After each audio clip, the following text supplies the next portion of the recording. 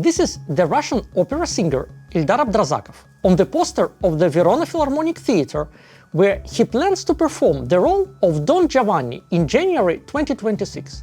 However, I will tell you about this artist's love not for art, but for Vladimir Putin, and demonstrate how the totalitarian regime employs culture for its purposes, both domestically and abroad. Using a specific example, I will show how the Kremlin transforms an artist into an instrument of influence and why this is dangerous. The Putin regime relies on a long-standing Soviet tradition of utilizing culture for its ends. Loyalty to the authorities ensures that an artist gains great opportunities for creative work. Ultimately, however, this always remains the artist's own choice. Ildar Abdrazakov made his choice when he was already a successful artist with a global reputation. It is impossible to claim that he was coerced. This was a voluntary decision calculated on preferential treatment from the Russian authorities. In March 2024, Putin was so-called elected to his fifth presidential term. The challenge was not merely to fabricate the desired outcome, but to ensure that society believed in it and accepted the results. To achieve this, Putin constructed a facade of nationwide support, enlisting prominent figures from various societal groups, and Ildar Abdrazakov agreed to become part of this facade and to play a role not on the opera stage, but on the political scene. By that point, the war had been ongoing for 2 years. The crimes committed by Putin's troops in Bucha and Irpin had reverberated across the world. In Russia, mobilization had already taken place, uprooting hundreds of thousands of people from peaceful lives and sending them to die and kill in Putin's war. This even affected Abdrazakov's colleagues, musicians who had not fled the territories occupied by Russia. They were mobilized and dispatched to perish as cannon fodder. Yet Abdrazakov raised no questions. He endorsed Putin, allowing the latter to claim that all of the Russian culture, represented by its most prominent figures, supported him. The authorities rewarded Abdrazakov with a state prize, and during the award ceremony, he flattered Putin. In response, Putin promised Abdrazakov new projects and the opportunity to serve the Kremlin even further. Thus, Abdrazakov assumed leadership of the State Opera and Ballet Theater in Sevastopol, on territory occupied by Russia in Ukraine. Here is his name among the leadership. This is no longer mere silence regarding the war in Ukraine. It constitutes support for the occupation through Abdrazakov's own actions. However, like nearly all Kremlin supporters, Ildar Abdrazakov's backing of Putin is far from sincere.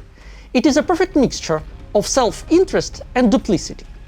At the outset of the war, he accepted 46,000 euros from the Putin regime for a 10-minute performance at a propaganda event on Red Square in May 2022, when Russian authorities lavishly compensated anyone who did not recoil from them after the war's onset. Specialized publications covering opera described the fee as provocatively indecent and earned not for talent, but for service to the authorities. The directorship of the theater in Sevastopol also served as a compensation for the fact that, due to his support for Putin in the elections, global opera stages ceased collaboration with Ildar Abdrazakov. It is in this context that Abdrazakov's duplicity is most evident. In an interview with the propagandist, Abdrazakov praises the Russian authorities.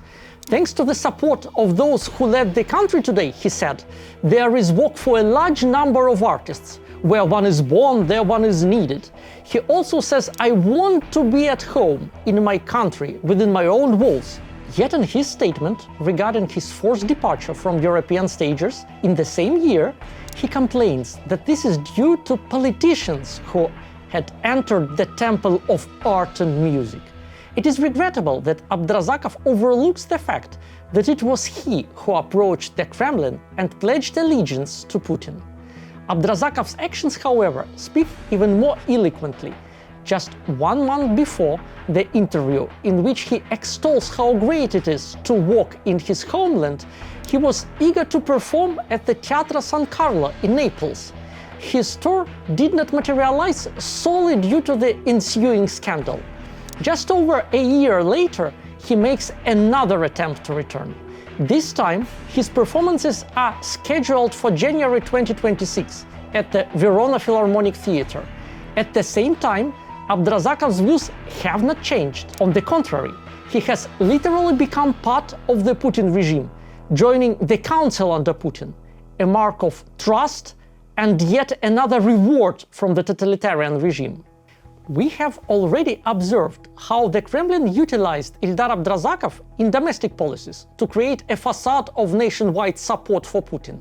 But if Abdrazakov returns to Europe, however, this will represent a foreign policy victory for Kremlin. The logic is straightforward.